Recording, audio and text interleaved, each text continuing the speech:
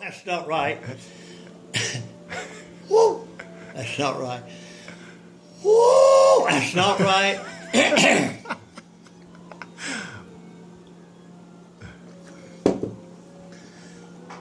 Woo! Woo! That's still not right.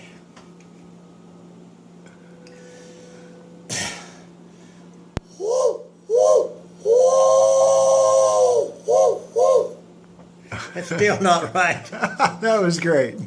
Bob Rich took me to Henderson to a studio, and he had me to do that, the short whistles and then one long whistle, and he integrated it, the studio integrated it in his music, and it was something like, if you're gonna go to heaven, you got to get on board.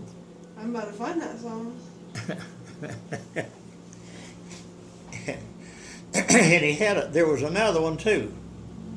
But anyway, What's his name? Bob Rich. Let's see. That's not the name of it. That is a song, but it's not by him. In fact, the song that he sang, and we are both on, is not his words. He got the music from somebody else, and he put his voice to it, and he put my train whistle in at the appropriate places. Mm-hmm.